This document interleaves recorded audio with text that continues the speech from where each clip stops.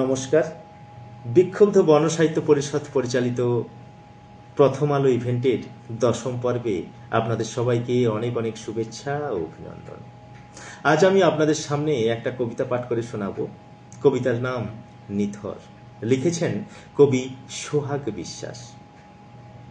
কণ্ঠে আমি সন্দীপ সাঁতরা। তবুও তোমার ভাঙেনি ঘুম প্রিয় আমার পৃথিবীতে।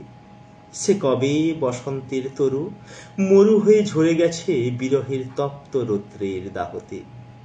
শুধু আজও আমার ক্ষুধার জীবন্ত কঙ্কাল জেগে আছে, যেন ঝড় শেষে ঝড়ের বিধ্বংস রয়ে গেছে। পূজার মন্দিরে পূজা শেষে ধুলায় মিশে আছে পূজারীর দেহাবশেষ, শুকনো ফুল। আরাধ্য সে কার পাষাণ মূর্তি? প্রেমের দিব্য জ্যোতিতে আপনারে করে না প্রকাশ, দেয় না ছোঁয়া কোনোদিন, যেন করে ফুল। তাই আজ এ ভুবনে আগুনের হলকা ভস্য উড়ে আতাসে।